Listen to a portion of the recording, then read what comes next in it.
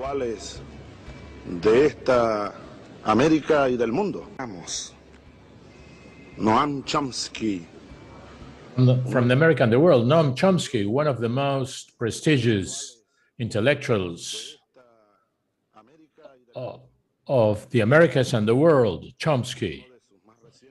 One of his most recent works, Hegemony or Survival. Hegemony or Survival. The imperialist strategy of the United States. Excellent work to understand what has happened in the world in the 20th century, what's happening right now, and the greatest threat on our planet, the hegemonic pretension of the North American imperialism. The survival of the human species is at risk. We're warning about this danger, and we call the people of the United States and the world to stop this threat, which is like Damocles' sword. I thought of reading a chapter, but I will respect the time, so I'll just leave it as a recommendation. You can read it fast. It's excellent. Mr. President, probably you know it. It's published in English, in German, in Russian, in Arabic. Certainly, I think that the first citizens that should read this book are the citizens of the United States, because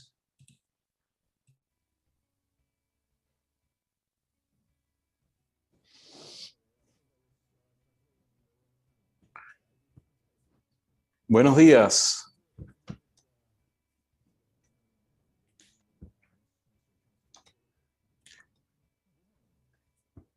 Sí, buenos días. Desde Caracas, Venezuela, les damos la bienvenida en nombre del Instituto Simón Bolívar para la Paz y la Solidaridad entre los Pueblos y Tricontinental Instituto para la Investigación Social. Mi nombre es Carlos Ron, presidente del Instituto Simón Bolívar, y tengo el gran honor de dar apertura a este espacio donde estaremos conversando con el profesor Noam Chomsky, quizás el principal intelectual público a nivel mundial. El profesor Chomsky ha sido reconocido por sus aportes sobresalientes al mundo de la lingüística. Es también filósofo, escritor, and emeritus professor of the Institute of Technology of Massachusetts. He's also a renowned political activist who's been sort of a nightmare for his government since he publicly expressed the position against the Vietnam War. Hugo Chavez described him as one of the intellectuals who has most collaborated against the hegemony imperial elite that governs the United States through the military-industrial machine. We have also Vijay Prashad, director of the Tricontinental Institute of Investigation. He's a historian, writer, and editor, and his works, we can remark Bullets from Washington, the Washington Bullets. Also, we have Jorge Ariaza as a special participant. He's now the Minister of Foreign Affairs of Venezuela. He has been the Vice President of the Republic, and he has occupied many important posts in the government of Venezuela. We remember the speech of Hugo Chavez in the UN on the 20th of September at 2006, when he said that sulfur was still around after the devil had been present, referring to President George W. Bush. He heard his speech and he was quite disappointed with the speech. So he came to the United States with one of Chomsky's books in his hands. Mr. Chancellor, what does the attack of the United States on the embargo of Venezuela means, and its fight for the hegemony in the world? Well, I come a salute from Venezuela to the people, and we want to share this space with the great intellectual Noam Chomsky, Carlos Ron, and our friend Vijay Prashad. Effectively, casually, I brought this book without knowing it was going to be used in the video, remembering Hugo Chavez, because Commander Chavez recommended this to the people as an obligatory book to be read to understand the possibilities of survival of our species, to understand what it is and what does imperialism mean, not to mistake the imperialism with a nation state or the institutions of a government. The imperialist is our sort of corporate gears, an organization of profit and exploration to dominate the world regarding economy, politics, the military, and militarily. People who take decisions for the imperialist system are not necessarily sitting in the White House.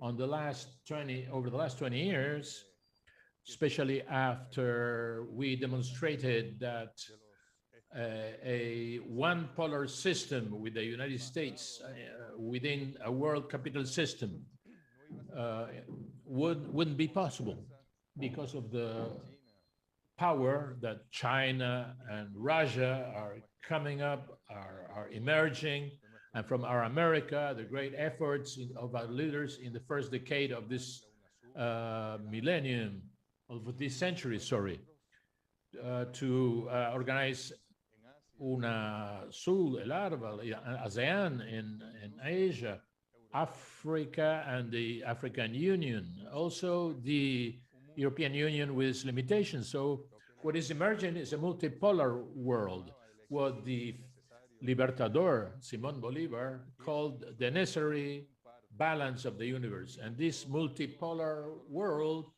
is like giving birth, and giving birth hurts those who struggle for the hegemony, those who believe themselves the owners of the world. There are wars, deaths, suffering. For example, the invasion wars in Afghanistan, Iran, Syria, others through the embargoes of what they call sanctions.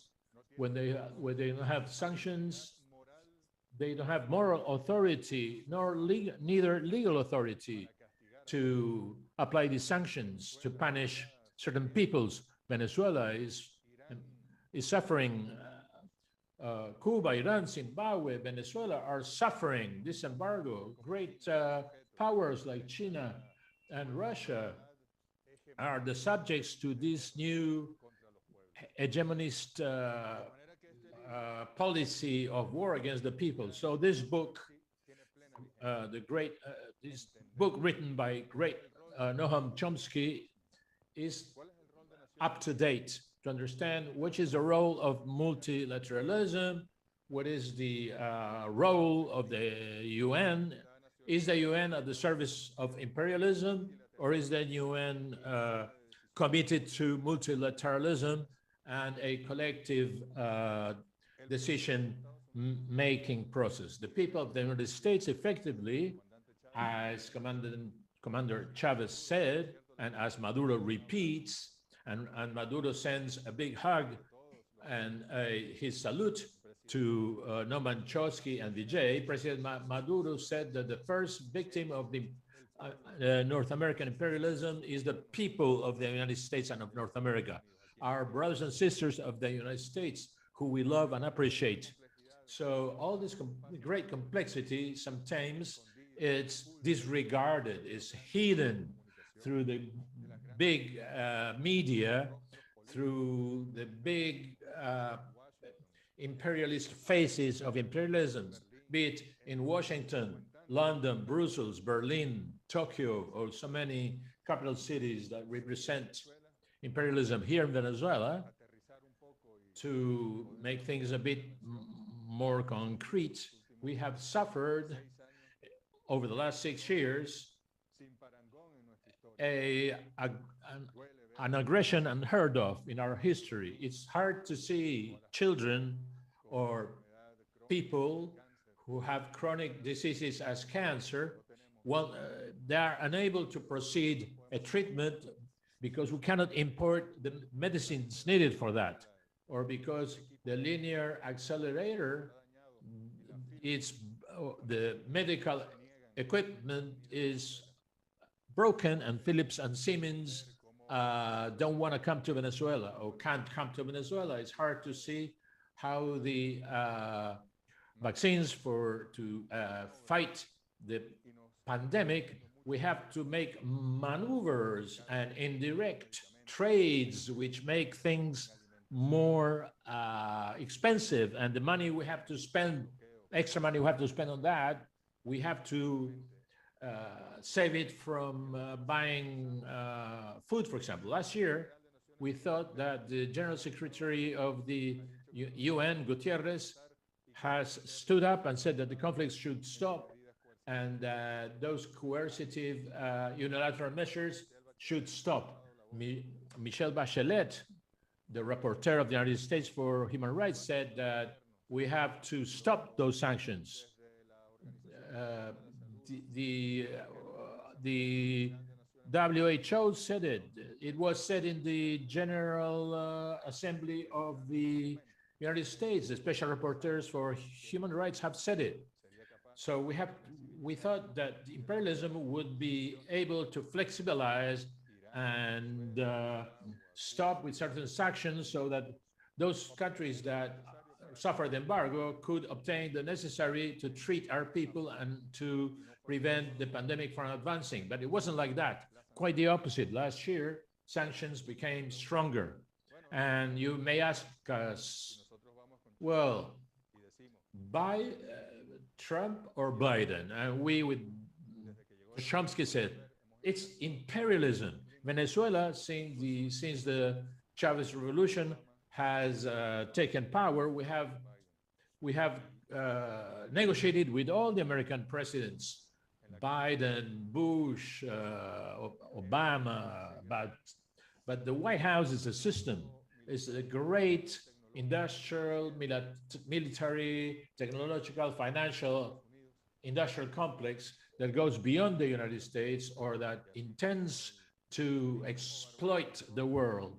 And as socialism and barbarism, that Rosa Luxemburgo said, it's now,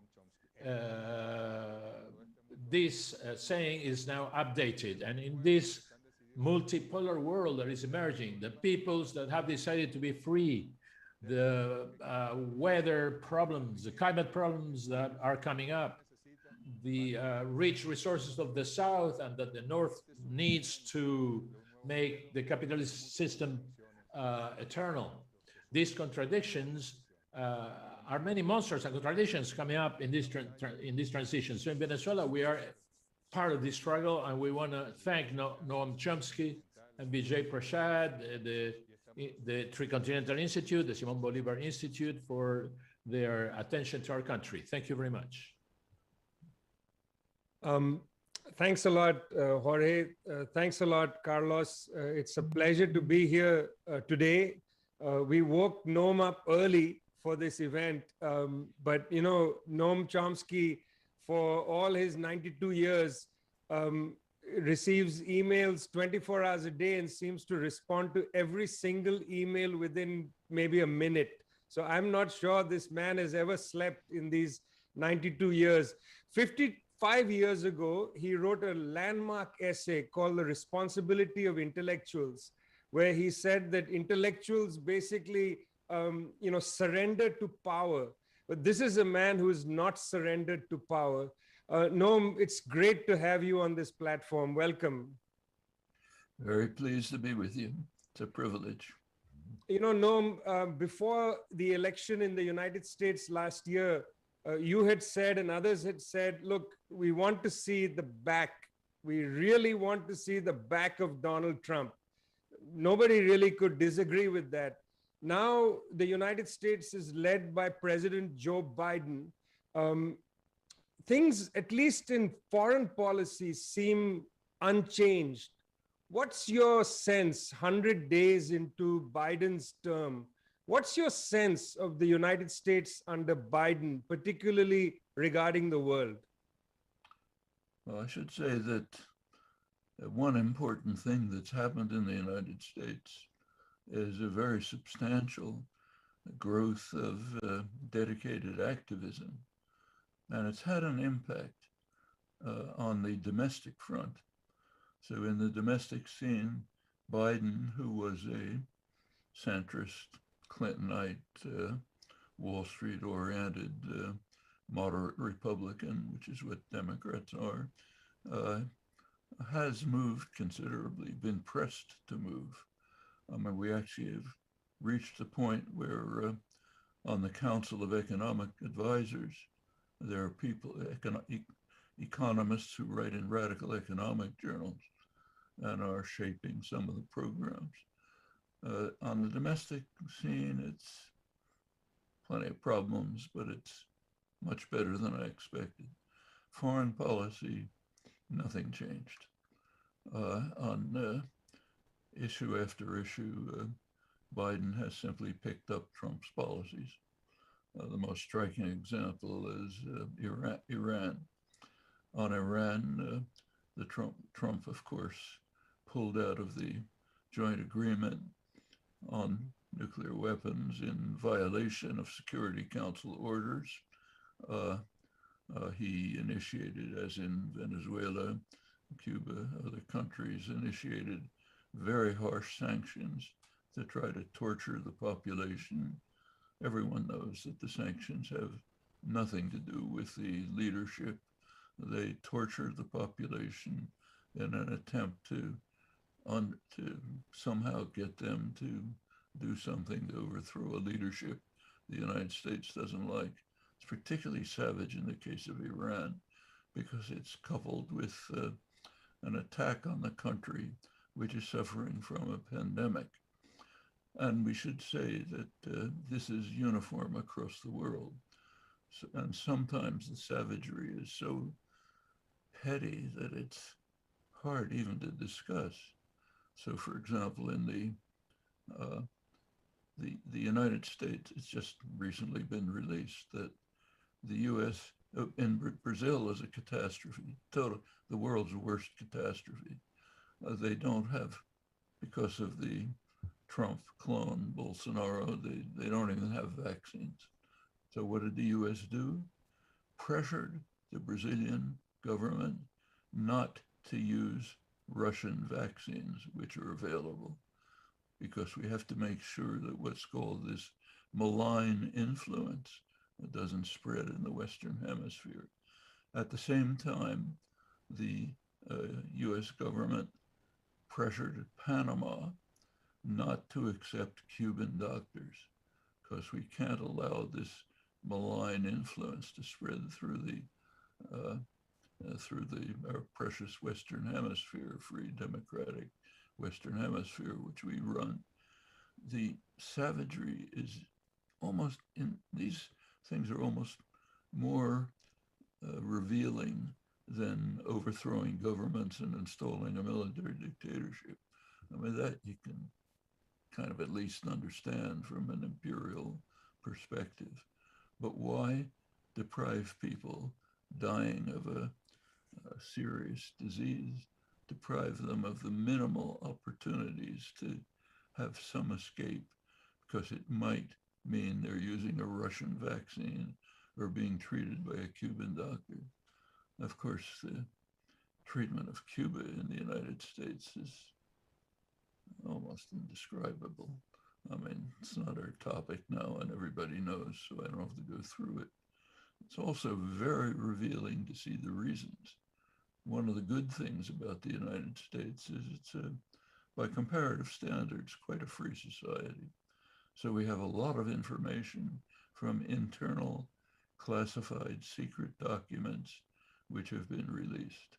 And we know why the United States has been torturing Cuba ever since virtually the day of its independence in January '59. The reason explained by the State Department under Kennedy and Johnson. The reason is, I'm quoting it, Cuba's, Castro's successful defiance of US policies going back to the Monroe Doctrine in the 1820s, which asserted the US right to control the hemisphere. The US couldn't quite do it then. Britain was too powerful, but over time became capable of doing it. Venezuela is a case in point. 1920, it was realized that the world was shifting to an oil-based economy. So Woodrow Wilson threw out the British, who controlled Venezuela, and took over Venezuela for the United States. You do what you have to do to control the world, okay? Cuba is the victim of the worst US sanctions, now paralleled by Venezuela and Iran, others who are engaged in successful defiance. The world is run pretty much like the mafia. The United States is the godfather, does not accept successful defiance, even from the smallest country. Just like the godfather, if some small storekeeper doesn't pay protection money, the godfather won't even notice the money, but you still send in your goons to smash him up. You don't want people to get the wrong idea. It's called the domino theory sometimes. You don't want the contagion to spread. It's a leading principle of international affairs. We're seeing it every day before our eyes. One of the most horrifying cases is Haiti. I don't know how much we want to go into this, but for almost 250 years, the United States has been torturing Haitians.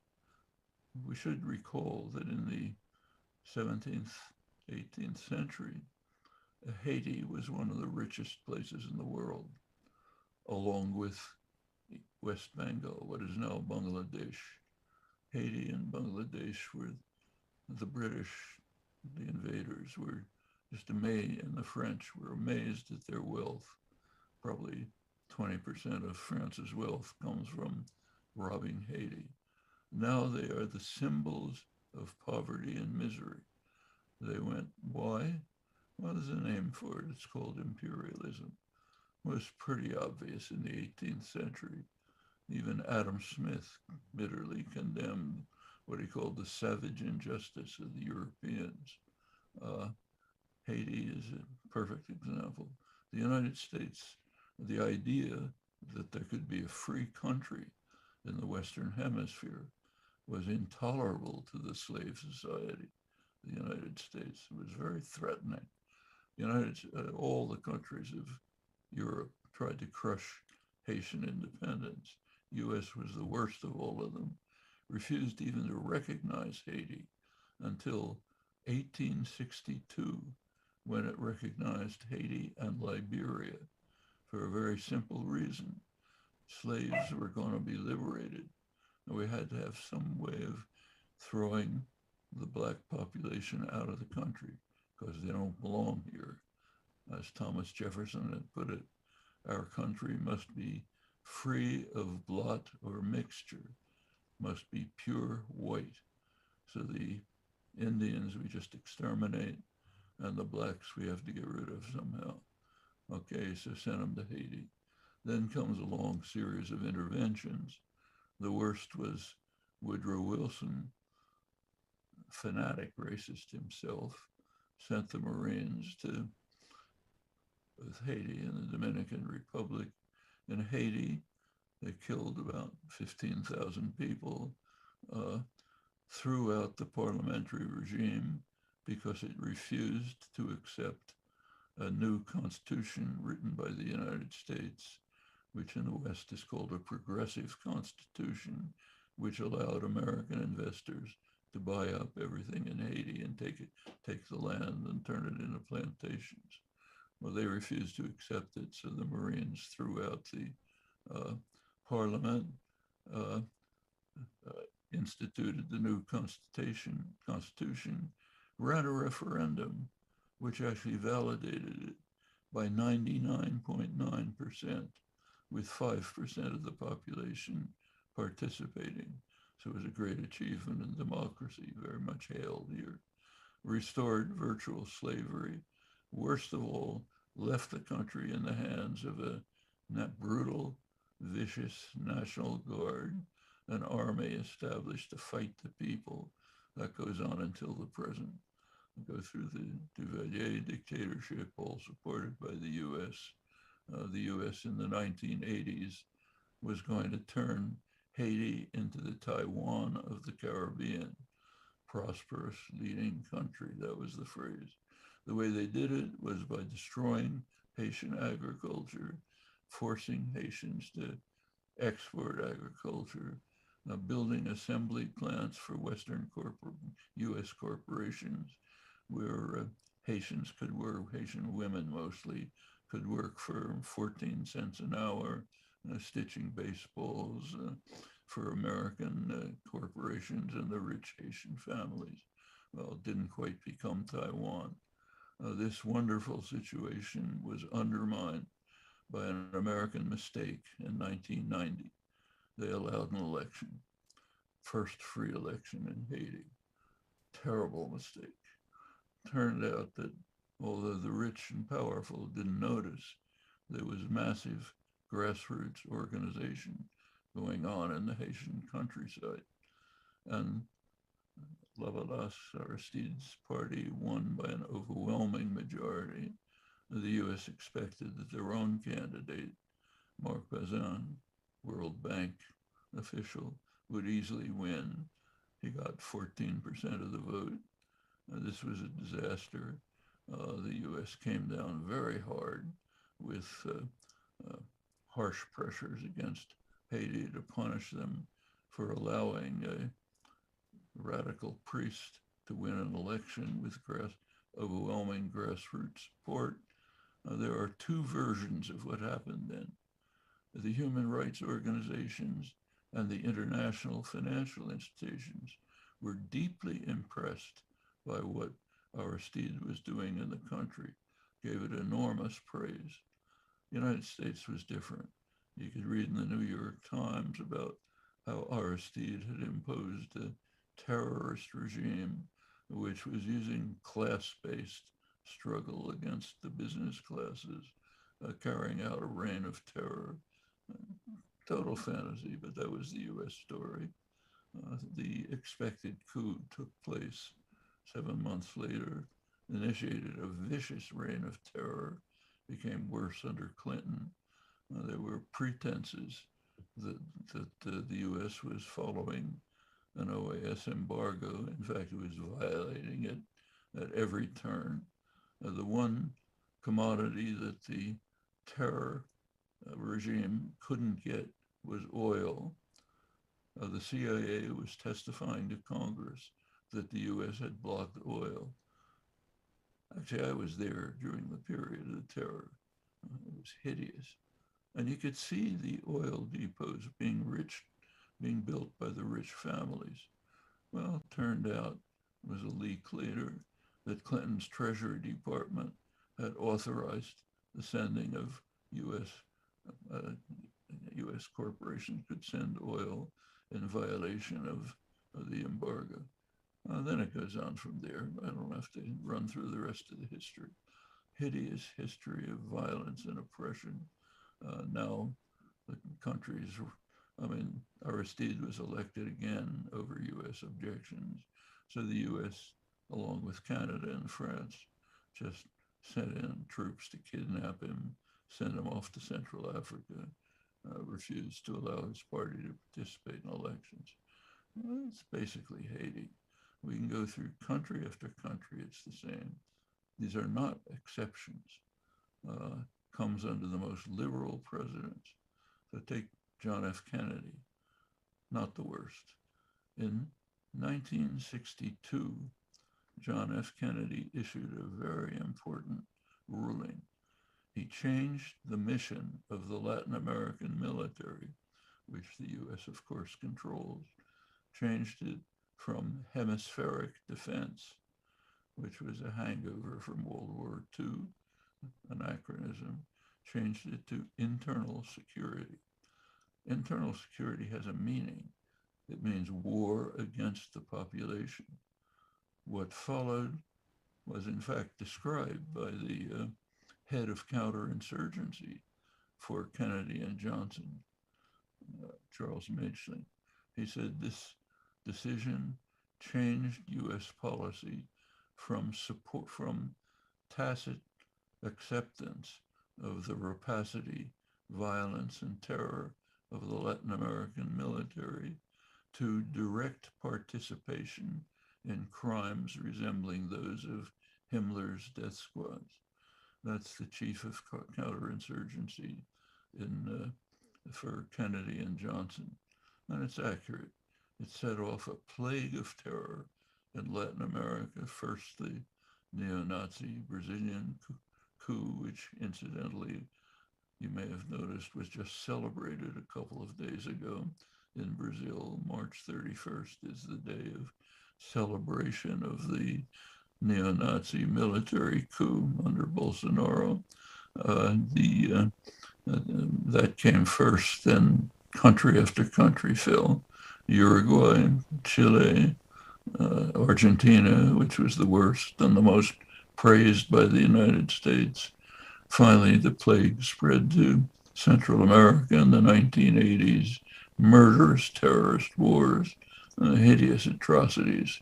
To this, what's called the refugee crisis in the United States today is mostly people fleeing from the atrocities and destruction carried out by the United States in the 1980s. People are still today fleeing from virtually genocidal atrocities in the Mayan areas of Guatemala, strongly supported by Reagan. Honduras, they're fleeing from the coup in 2009 that was condemned throughout the hemisphere, except by Obama and Clinton, who refused to call it a coup because that would have meant cutting off aid to the killers and murderers who took over.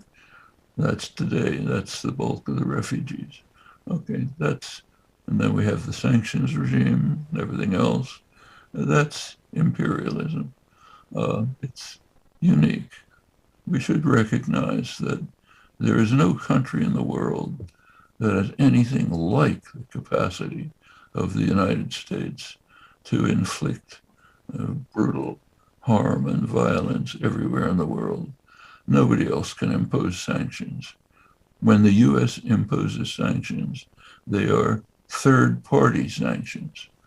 Everyone has to live up to them, no matter how much they hate them. So in the case of Iran, the entire European Union, United Nations Security Council opposes the sanctions. They have to abide by them. In fact, we just saw a couple of weeks ago a remarkable example of how the mafia works. UN sanctions were against Iran had been terminated. U.S. went to the Security Council and said, we want them renewed. Security Council virtually unanimously opposed it, including all U.S. allies. So what happened? Secretary of State Mike Pompeo went back to the Security Council and said, sorry, folks, you're reinstituting the sanctions, or else. Or else means you get thrown out of the international financial system. Okay? They reinstituted the sanctions. Nobody in the world can come anywhere near this kind of power and violence. Well, fortunately, let's hope the popular movements that have developed in the United States will turn from domestic to foreign policy, maybe. If so, there could be changes. But right now, it's continuing with the traditional policies, which in fact are pretty much bipartisan. Trump made them much worse, much more vulgar and disgraceful. So far, Biden's continuing with Trump's policies. You know, Noam, it was so important that you spoke at some considerable length about Haiti. Today is the International Day in solidarity with Haiti. It's the day in 1987 when the Haitians drafted their constitution after pushing out the Duvaliers. So last week I wrote to Selma James to tell her that, Monday is the International Day of Solidarity with Haiti, and that I plan to spend part of the day after our conversation reading C.L.R. James's The Black Jacobins. Selma James was married to C.L.R. James, and she sent me a statement that she wanted me to read out here. I'm not going to read the whole statement out. It'll be released later today by Code Pink, but I wanted to read 2 paragraphs. Selma James wrote, "Today's Black Jacobins, man, woman, and child, are the inheritors of the great revolution that defeated Napoleon and other imperial powers to abolish their slavery and create the first independent Black republic in 1804. Venezuelans will understand our debt to Haiti. Free, independent Haiti gave Bolivar first asylum, then men and arms to continue his liberation campaign. Today's Venezuelans also confront the United States and its allies in defending the victories of their Bolivarian revolution led by Hugo Chavez, known as the president of the poor, just like Haiti's Jean-Bertrand Aristide." And she goes on at the end to say that we are in the middle of various struggles to survive a number of pandemics, not only COVID-19, but poverty, militarism, ecological devastation, overwork, every form of racism and sexism, every form of political repression. Many years ago, Noam, I heard you describe the conundrum faced by a Martian. Somebody from Mars were to arrive on the Earth. What would they think about what they would see? You've used very strong language to describe the United States. In 2015, in an interview, you even used the word terrorist to describe the US government. Today, you talked repeatedly using the word savagery. I know that we have this concept of imperialism, which covers all this, in a way. But these are strong words: savagery, contempt, terrorism, brutality, and so on. For a Martian, if you were to meet a Martian, Noam, how would you describe why the United States government operates with this savagery in such a terrorist form? Why? How would you explain to that poor Martian what's happening on the planet Earth? I don't think the Martian would have any trouble explaining it.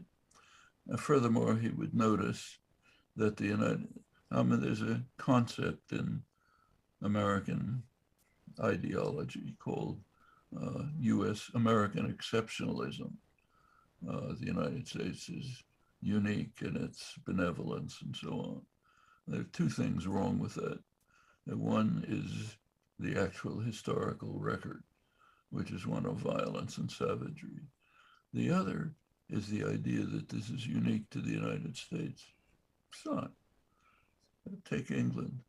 The United States replaced England as global leader after the Second World War, before Britain had been the mafia don, pretty much.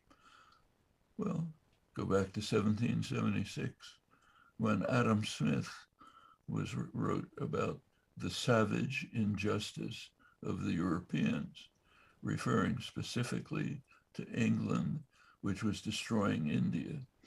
England was deindustrializing India, robbing Indian superior technology for itself in ways that we now accuse others of doing.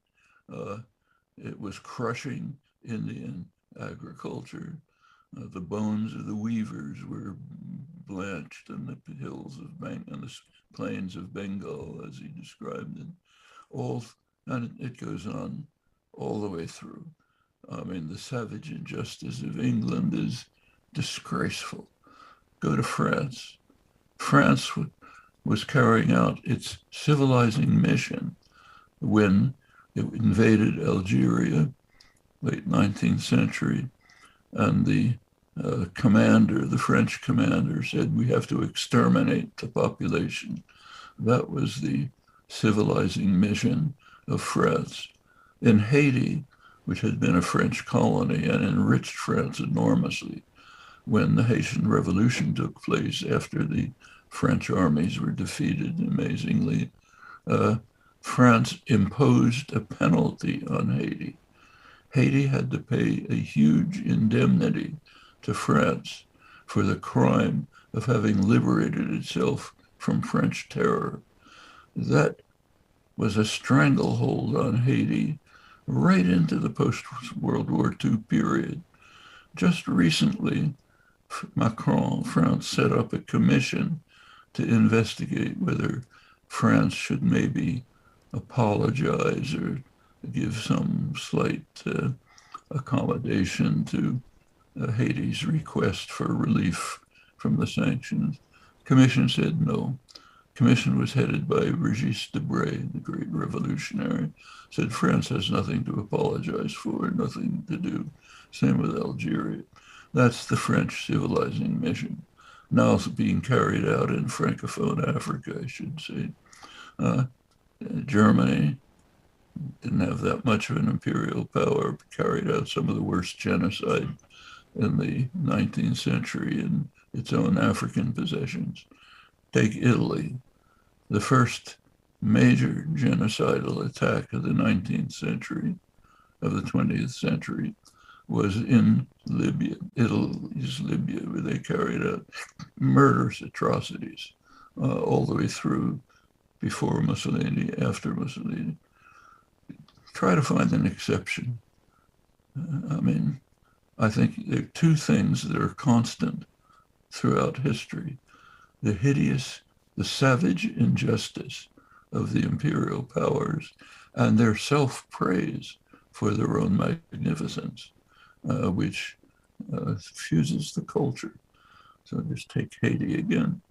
After the hideous racist Marine invasion of 1915, in retrospect, a famous historian, David Landis, Harvard University, was discussing the uprising in the 1980s against the horrendous regimes, the Duvalier regime. He said, even the most benevolent occupation elicits resistance, referring to the US benevolent occupation that I described when Wilson invaded and the years followed.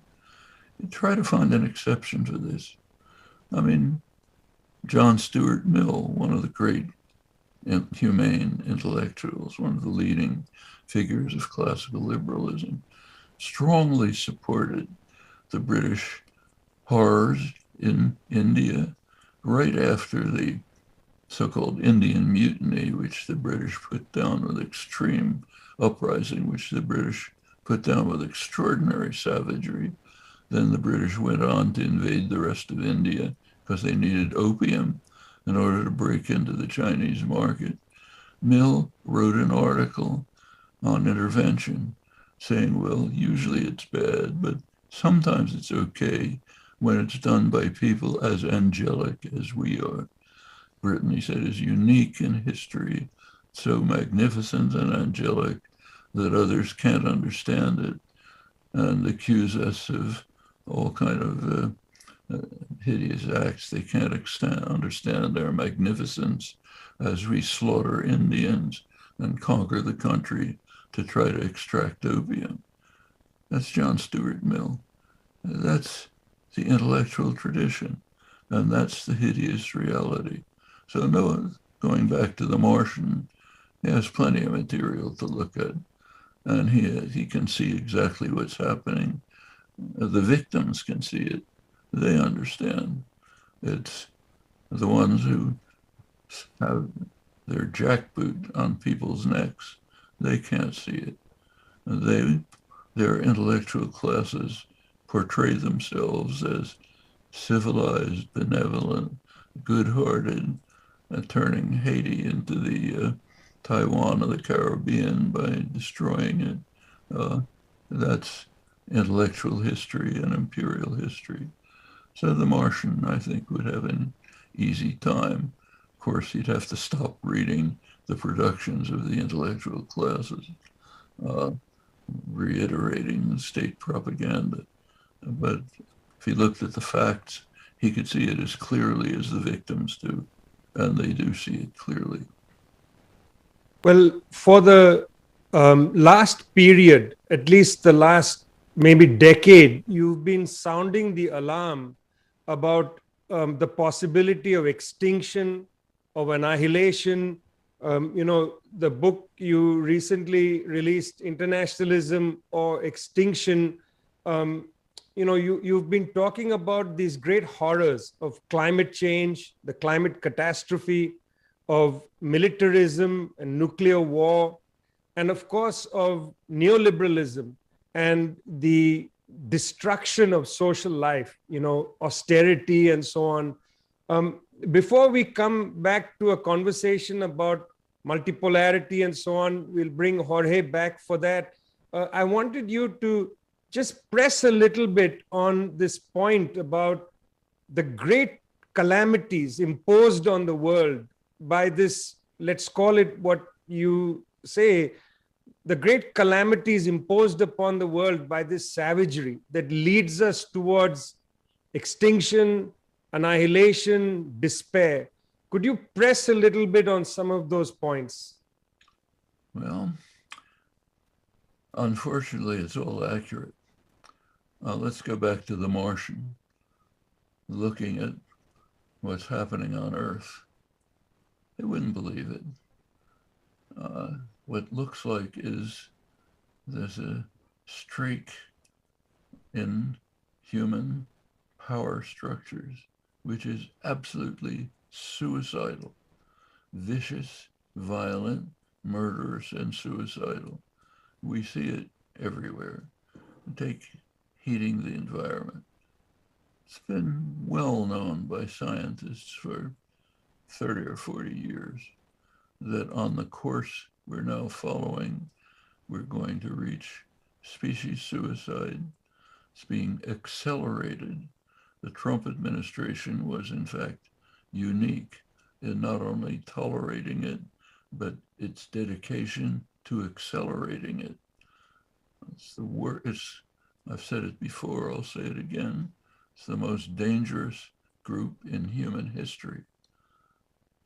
Hitler wasn't trying to destroy the whole world, just kill 30 million Slavs and 6 million Jews. That's mild by Trump standards. Maximizing the use of fossil fuels, ending all regulation that somewhat limits their effects.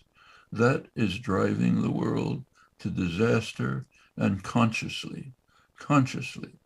You can read Trump administration documents which predict that by the end of the century, on our present course, we will have reached 3 to 4 degrees Celsius above pre-industrial levels, which is far above survival levels. And then they recommend we should eliminate all regulations on automobile emissions and so on, because we're going over the cliff anyway. So why not have fun? Try to find something analogous to that in human history. Okay, that's take nuclear war. The threat is increasing. So what do? Trump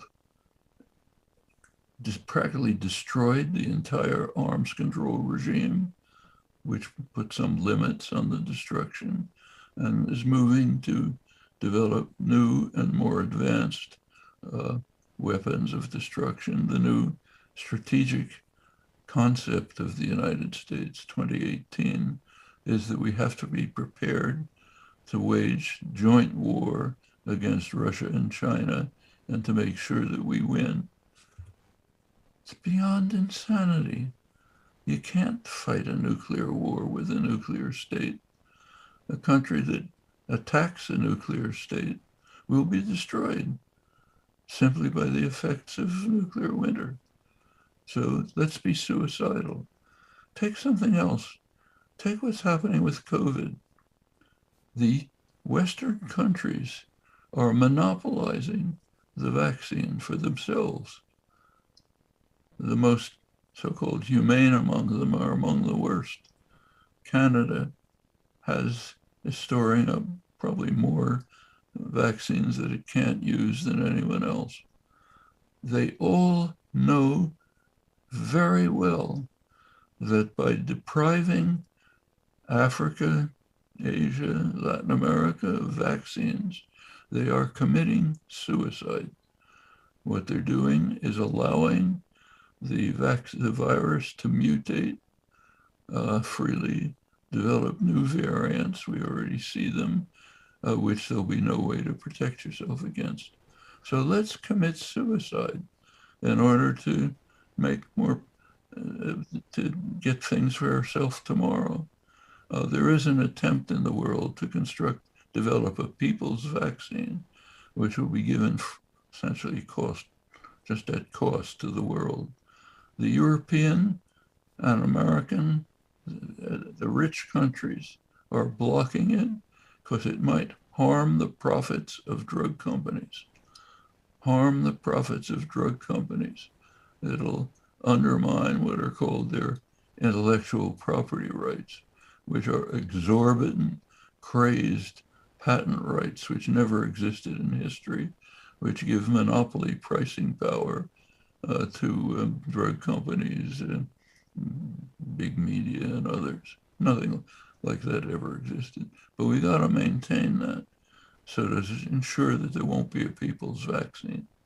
Well, there are countries try to work on a people's vaccine. China, Russia, Cuba, literally unmentionable. You can't find a mention in the United States of the fact that Cuba has by now 4 vaccine candidates and is beginning to offer it to others cost-free. About the one mention of Cuba that you can find is the one I said, pressure from the United States to prevent poor suffering countries from benefiting from Cuban doctors. You can mention that in the small print.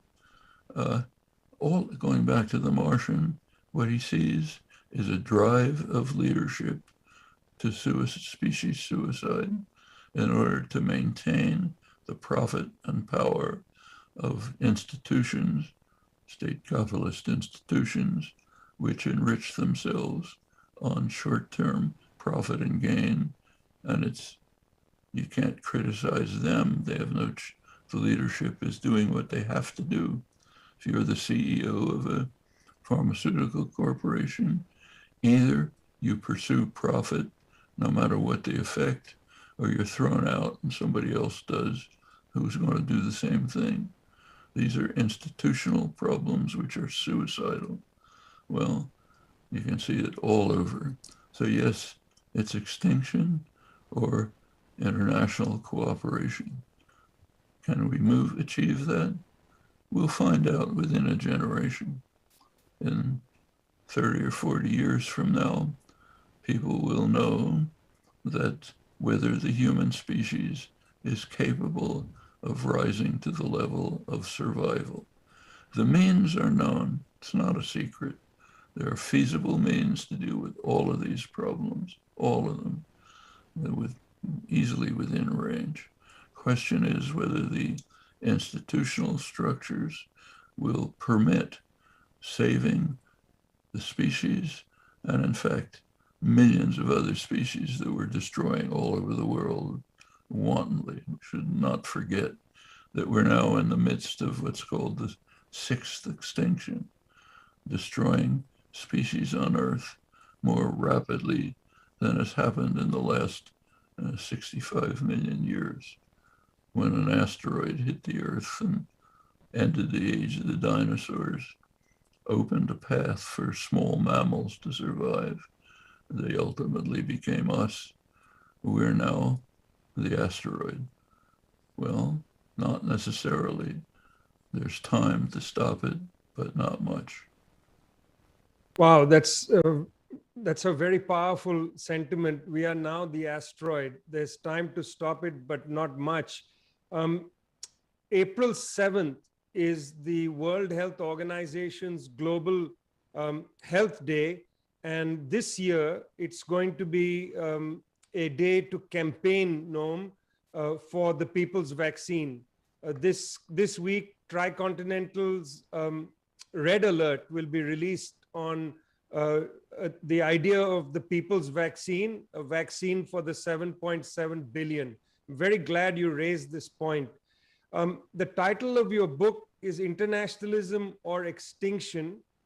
In 2019 in Caracas at the Non-Aligned Movements meeting, at the side of the meeting, a group was formed, group of friends to defend the UN Charter.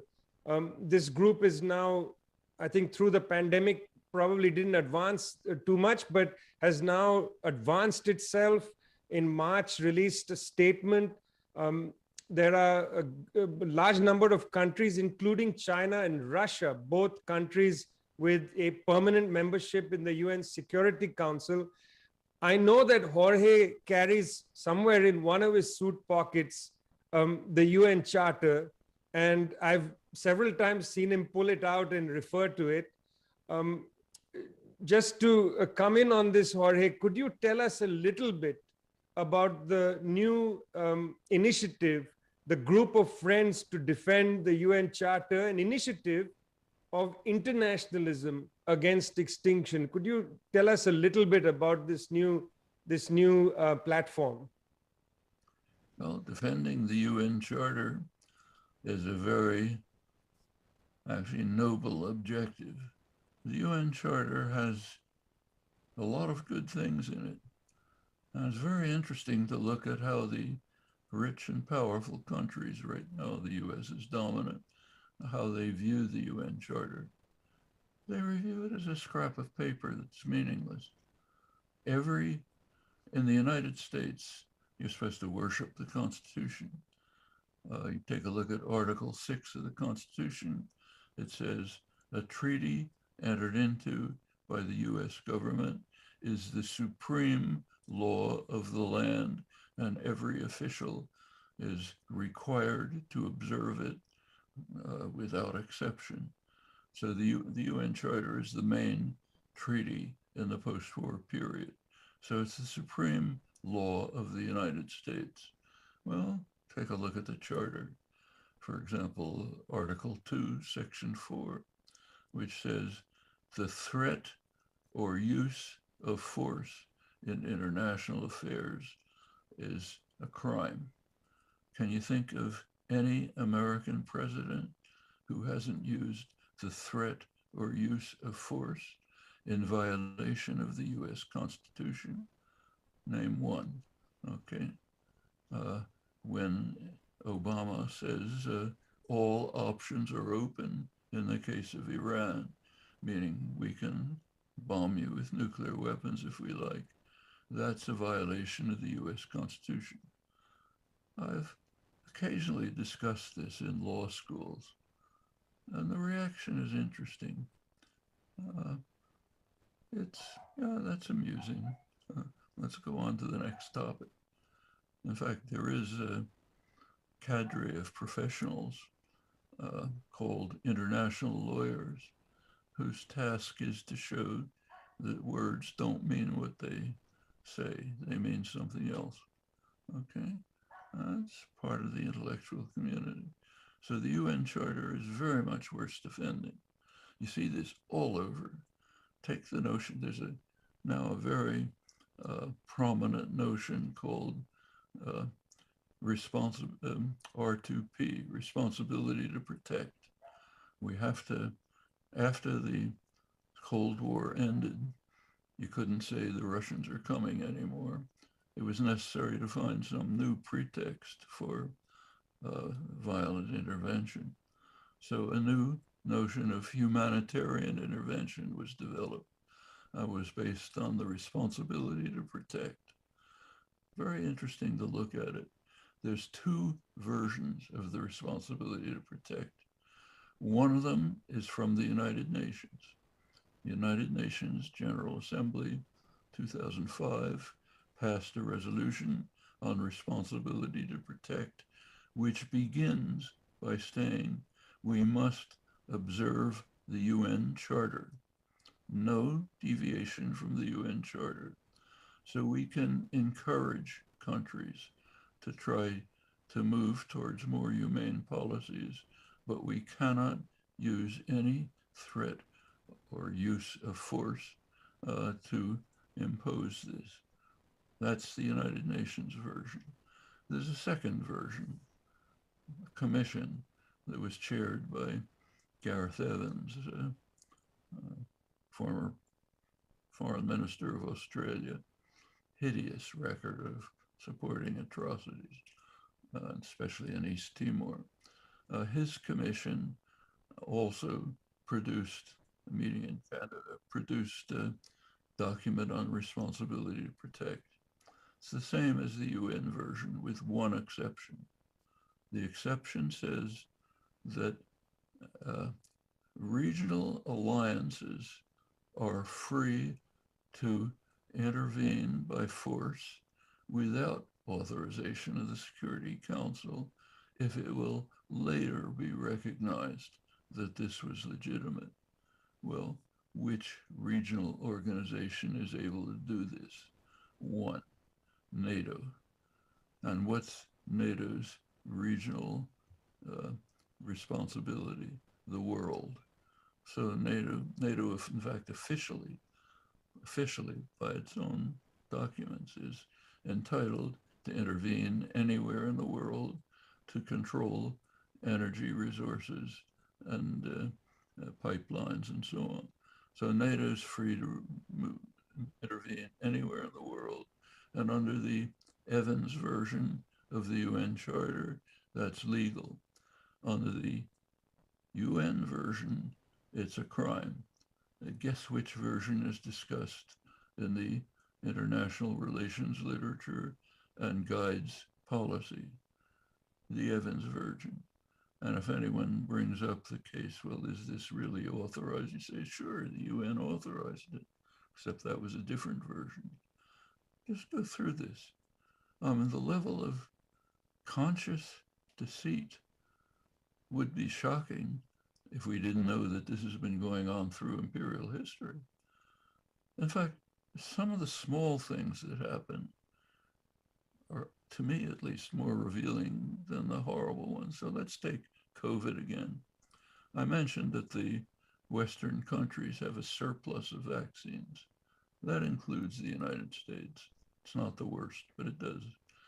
There's the Oxford vaccine, AstraZeneca, has not been approved for use in the United States. So there's big stores of it that aren't being used. Well, Biden took care of that. He said, why not give it to countries that need it? So he gave it to two countries, Canada, which is the world champion in monopolizing excess vaccines, and Mexico, as part of a bribe to get the Mexicans to keep refugees from reaching our borders. Okay, that's how we give away excess vaccines. Meanwhile, there's the attempt to develop a people's vaccine, but you can't do that because it would impinge on the profits of drug companies, which are super rich, money coming out of their ears because of these ludicrous patent conditions built into the World Trade Organization rules. That's the world we live in. You take a look, anywhere you look, you find examples of it. So going back to defense of the UN Charter, yes, that should be done. There should also be defense of the US Declaration on Human Rights, which has a lot of good things in it, which is why the United States flatly rejects it. The Declaration on Human Rights, mainly written under US initiative, Eleanor Roosevelt, back in the days when there was a fairly humane administration, has very important parts, has 3 parts, all on a par. One is preserving cultural and national rights. That the U.S. just doesn't even bother rejecting, just dismisses it. The second part is economic and social rights, the right to a job, the right to health care, all the minimal conditions of decent societies. U.S. flatly rejects it.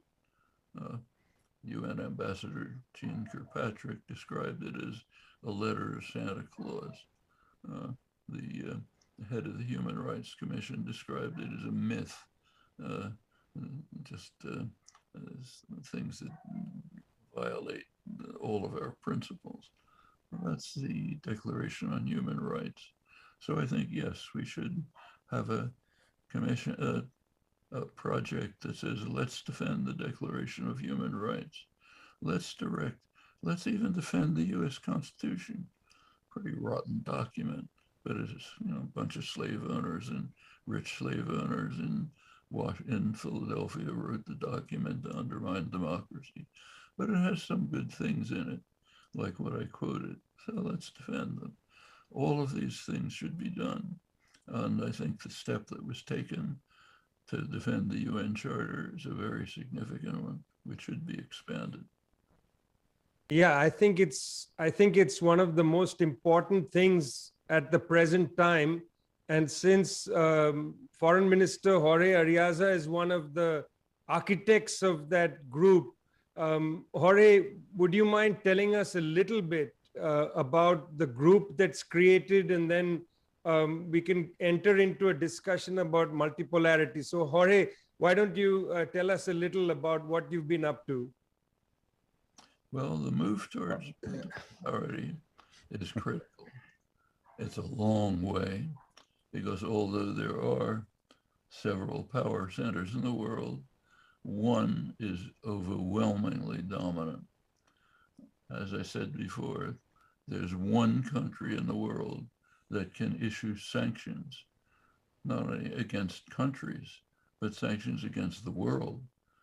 Every country has to observe US sanctions. Described what happened in Iran, same with Cuba. The entire world strongly opposes the horrifying US sanctions against Cuba. Comes up in the UN General Assembly every year. 100% opposition, one exception. Israel votes with the United States because it has to. It's a client state, got to do it. But every state votes against the United States sanctions. Doesn't even get reported here. We say it, it's going to stick. If you want to send, if Sweden wants to send medical supplies to Cuba, they can't. Medical equipment, they can't, or they'll be tossed out of the international financial system. One country, take a look at the military. One country has around 800 military bases in the world, which are used. One country, nobody else. One of the ways to move towards reducing the nuclear weapons threat is to establish nuclear weapons-free zones around the world. It's an important step. There are several of them. None of them can go into force because one country blocks it. There's a Pacific nuclear weapons-free zone. At first, it couldn't be implemented because France was carrying out nuclear weapons tests in its Pacific islands. They stopped. Now it can't be implemented because the US insists on maintaining nuclear weapons in its Pacific islands. There's an African nuclear weapons-free zone. Can't be implemented because the US instructed its junior partner, England, to throw out the population of Diego Garcia and to violate orders of the UN and the International Court of Justice by insisting on maintaining control. The international institutions all said it's part of Africa. Britain, following US orders, says, no, it's ours. So we can toss out the population so the US can establish a major military base on Diego Garcia, which was upgraded to nuclear facilities under Obama and is used to bomb Central Asia and the Middle East. It's not a joke. So that can't go into effect. The Western Hemisphere, obviously not. Every country accepts it, but not the US and Canada.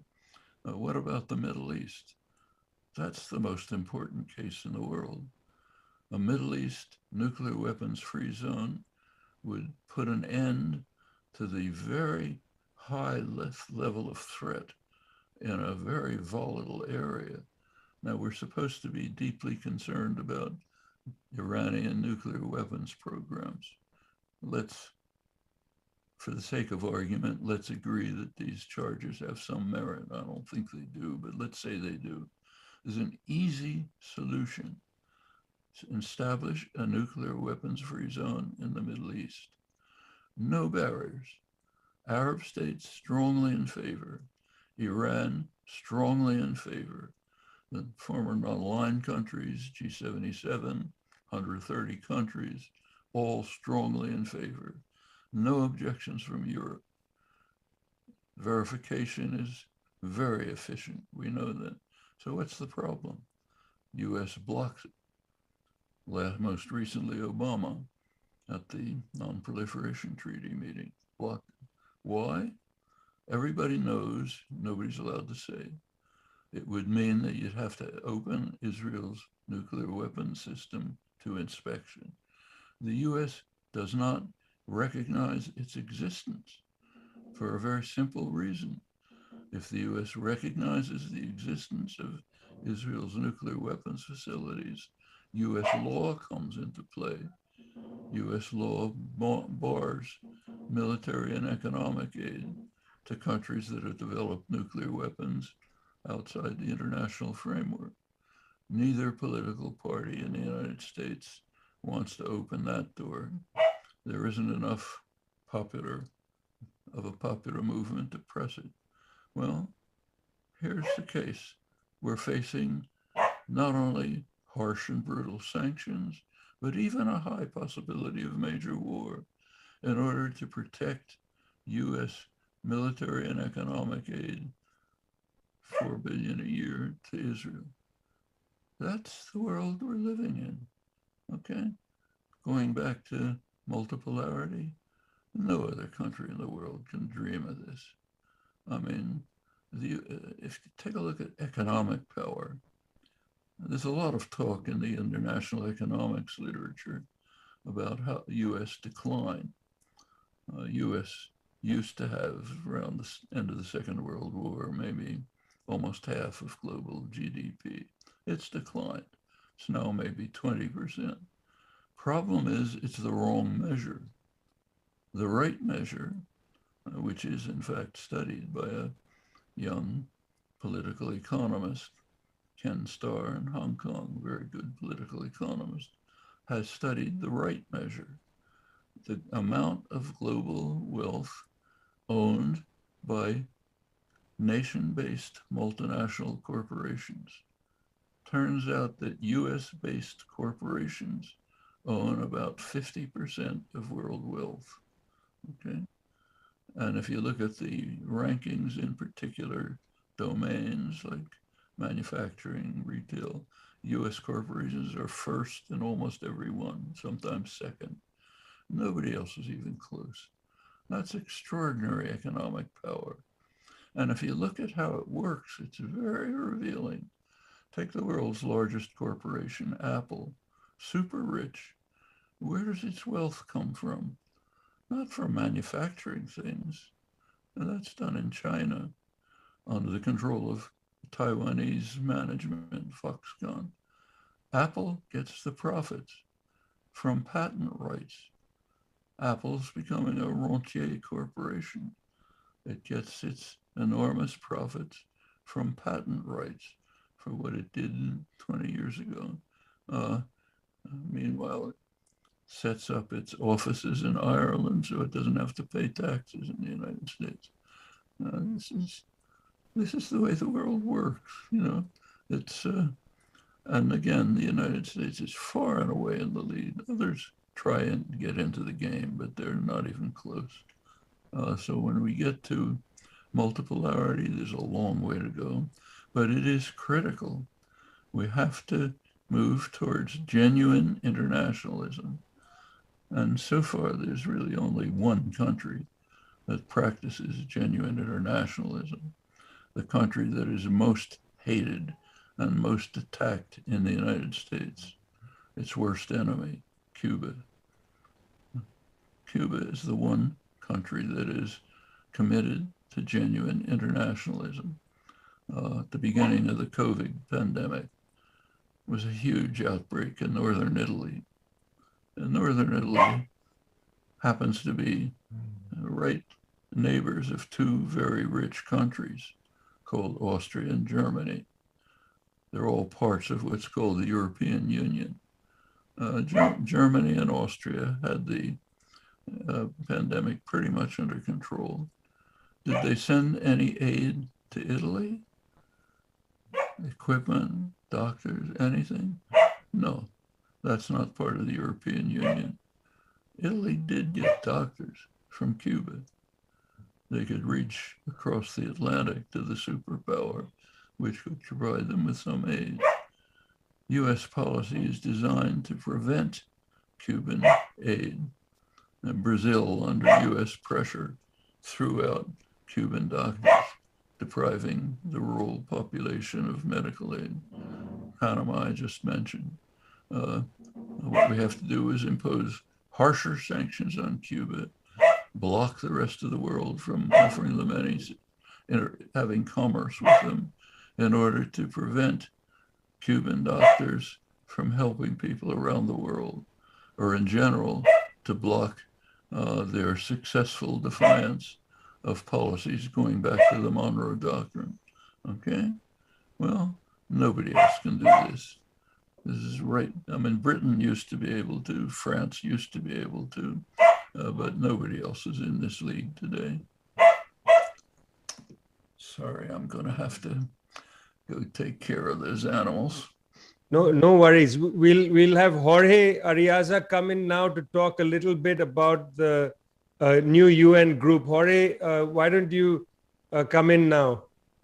Sí, muchas gracias, PJ. Muchas gracias, Noam. Efectivamente, yo siempre Sorry, I didn't hear. y coincido con Did you say it again? Noam Chomsky permanentemente. Tengo 3 libros como ministro de Relaciones. As a Minister of Foreign Relations, I have 3 books: the Constitution of the Bolivarian Republic of Venezuela, the UN Charter, and the Declaration of Human Rights. Those are the 3 books I have with me always. Even when I'm in the Security Council of the UN, they're right there by me. Even when I have Mike Pompeo sitting next to me, we always try to prove the validity, the worth of these books. And I remember in one of the sessions of the Security Council, and this might be interesting for Professor Noam Chomsky, aside from the public, what was shown publicly, the discussion continued, and President Trump had threatened Venezuela with a military operation aside from the blockade and sanctions and all of the power tools, or tools of power that they've used against Venezuela. I asked the public officials sitting there representing the US if they respected this charter. And I read actually precisely the same article that Noam Chomsky just read. And I asked, so Ambassador of the US, answer something to me. Are you willing to respect Article 2.4 of this charter? Are you willing to respect Venezuela's sovereignty or not? And he gave no answer. He could not, because actually, perhaps even without without pretending to be, this charter ends up being anti-imperialists. Multinationalism, when it's conceived properly, isn't useful for the empires. Quite on the contrary, it represents a threat and a risk. That's why from the year 2019, when there was an attempt to impose a government on Venezuela, when the president of the US recognized through Twitter a person who vote in a public square without having a single vote in his favor, we decided to have a group in defense of the UN Charter, in defense of its principles and its aims, and it has grown in time. It's a group that, unlike the movement of non-aligned countries, it does include many of this, like, for example, Russia and China, and that gives it a different character, different characteristics. So the nation states that represent the other poles of this multipolarity, they are included in this group. This group has been formalized and it's working within the framework of the United Nations. Soon, the group will have its first formal meetings.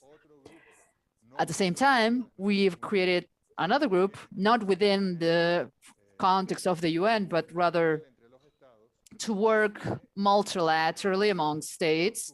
It's a group of nations that have been subjected to unilateral coercive measures, what we call sanctions, from the United States and the European Union. And the spirit here is to learn, to exchange experiences, and to create mechanisms so that this huge power of the US, of corporate imperialism that is represented by the US, is stopped from generating suffering on the peoples, or at least trying to make this be less serious. Now, the group in defense of the Charter, we have organized what some people call lobby to incorporate more states from Asia and Africa. We have 20 countries already and more joining. But there are some governments, and look at how confusing, the confusion that imperialism and Washington want to foster. They say, well, no, let's wait. Let's see what the new administration of the US will do because Biden isn't Trump. And then we try to explain, no, listen, this isn't a group, this charter isn't against the US. It's against any power, any world power that ignores this charter and any world power that has signed it. It could be even a small island in the Pacific, but they still say, no, wait, we'll see if we'll join. So this is the kind of blackmail that imperialism always fosters with their false discourse. And I'd like to go back to a few things. The Martian that BJ and Noam mentioned. We need earthbound Martians. We need earthlings that can be critical to the system that's been imposed here on Earth. We cannot naturalize the way the world works and just accept it as is. We need to have action and praxis to see how the world can work differently. So we need a lot of earthlings, Martians. So we cannot accept that the financial powers are the ones who decide the future of humanity. We cannot privatize water. We cannot privatize culture, housing, food. We must ensure social rights. So perhaps some of these Martians, when they come together, some people will say they are socialists. Others will say they are communists. Others will say they are environmentalists and leftists. No matter what they call them, we need a common agenda for everyone who loves planet Earth and humanity, for us to be able to make progress despite of and against this empire, despite of and against imperialism. And the time is now, dear Noam, because this planet Earth, as you very well mentioned, the situation can drive us to extinction, as if we ourselves were a plague. The extinction of humankind. We do not have 200 more years. It needs to happen in this century, just like Professor Chomsky said, in the next generation, 30, 40 years, we need to have redefined the rules of the world. We need to have balanced the power and given the power back to the people. In Venezuela, in Cuba, in the US, we trust in the people of the United States, in their social organizations, in their grassroots movements and unions, in the youth that is active in organizations, and we trust in all of them to coordinate and work together, able to overcome the institutionality that's been imposed in the US, and we are fully confident in that. We need only prove that we are all children of Mother Earth, as we say in Latin America, Pachamama, our Mother Earth. We are not a plague. We are sons and daughters, the children, and we need to prove this. And for that, we also need to overcome capitalism in its latest phase. And lastly, about Haiti, as Vijay said, Haiti is in fact defining. Simon Bolivar saw not only that he received help from President Petion, he received weapons, ships, which enabled him to liberate our territories. And he saw in praxis, in reality, that a colony could be independent, that a colony could be free, that they could overcome colonial ruling and have equality. And he made a commitment then. He said, I will liberate my land. And he said, the president said, I will help you as long as you abolish slavery, wherever you may go. And we must say, Simón Bolívar did so. He declared the end of slavery and human trafficking from Africa in Venezuela. Now, very sadly, oligarchy didn't respect this decision. He was betrayed and many decades went by. But IT is very painful for us. Commander Chavez did everything he could and more for Haiti. During the earthquake in 2003, it wasn't actually Clinton Foundation, and it wasn't the government of the US, and it wasn't the capitalist corporations that helped them. It was Petrocaribe through Venezuelan petroleum, giving Haiti half of their profits for them to be able to have 25 years to repay this debt. And that's how IT began rebuilding itself. I remember a morning that I was visiting President Martelly, the Haitian president at the time. He opened the window and he said, Jorge, that bridge over there, we were able to rebuild it thanks to Chavez and Petrocaribe. That public building over there, and that hospital over there, and that school over there. And he mentioned, I am not lying here, at least 25 different locations that had been rescued thanks to Petrocaribe. And then I asked, what this so-called international community done? The Clinton Foundation. President then laughed and he said, only you have helped us. And if there's anything right now that makes us feel very frustrated and impotent, is the fact that we cannot help Haiti because their government, if we even dare to call it as such, it was bought by President Trump. And I remember this man who claims to still be president, Jovenel Moïse, when IT indignity opposed in the Organization of American States sanction against Venezuela, he said, I have turned off my phone here to not receive a call from the US because I will not betray Venezuela and the principles and values of my people. Now, by the next time there was again a vote, Haiti was supporting the US through this administration, which is harmful for their own future. And lastly, now in Venezuela, especially in 2018 and 2019, we tried to apply the responsibility to protect through the Organization of American States, pushed by a US agent called, who is Luis Almagro, the General Secretary of this organization. They call on experts, experts wrote reports, and several of the nation states member of the Inter-American Treaty of Mutual Support, a treaty that was never applied ever since 1957. Even in the 80s, when there was a war between the United Kingdom and Argentina, the US, as part of this treaty, instead of supporting Argentina, they supported the United Kingdom. Now, that was the death of this treaty. And they tried to resuscitate this against Venezuela. They tried to apply it. And again, this is a military treaty. and they almost launched a military intervention in Venezuela with the support of the United States, Canada, and some countries of Central America and South America that are actually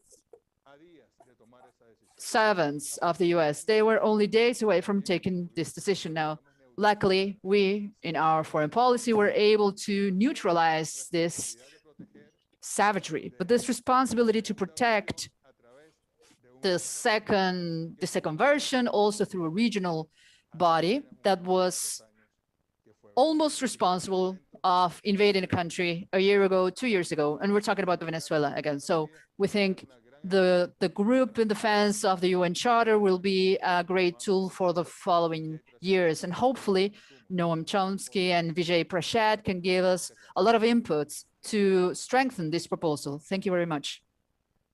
Thanks a lot, Jorge. You know, I've been reading Noam Chomsky my entire life, and we're going to slowly wind down this conversation, Noam.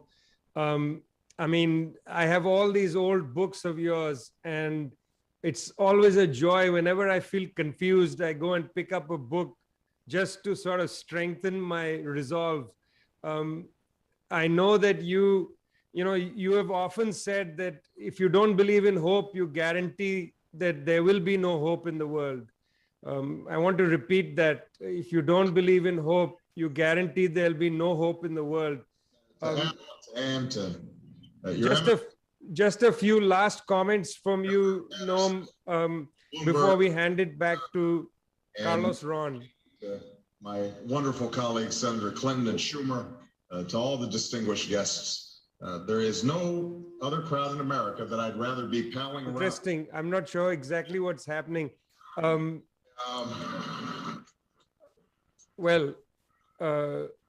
Noam, would you like to come back just for a few more remarks before we go to Carlos Ron to wrap it up? McCain noted, he now actually likes to be called Joe the Senator.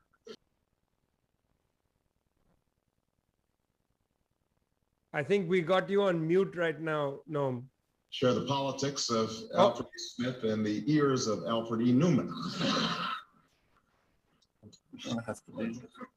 I think that there's something running on your computer. Yeah, go ahead now, please. Originally told we'd be able to move this outdoors to the stadium. We're being bombed, internet bombed by Obama, Jorge. This is a new kind of hybrid war. The Institute Simon Bolivar and Tricontinental today are being internet bombed by President Barack Obama. So that's where we are. You see all the way to the Russian tea room. Jokes. Yeah, no. I'm going to have to leave. I have another interview. Yes, we're going to turn it to Carlos to wrap things up, Noam. Thanks. 1 second, just a second. Everything that Senator McCain has told me. Carlos, go ahead. Well, thank you very much. Gracias a todos, amigos y amigas. Thank you very much to all our friends to be with us for the day of today. We want to thank the whole team that has helped us during this transmission. The Tricontinental team, Daniel, Pilar, Enrique, and Ana, the translators, we thank your job, and the whole team of this Simón Bolívar Institute who has helped us too. Today, with this International Day of Solidarity with Haiti, we had transmission at 4 o'clock in the afternoon on what's going on in Haiti from the perspective of the peoples of Haiti. It's a pride from Venezuela to have been together with Mr. Chomsky. Thank you, Vijay. Thank you, Jorge, and I hope we can meet again in such an interesting meeting as this has been. Thanks a lot.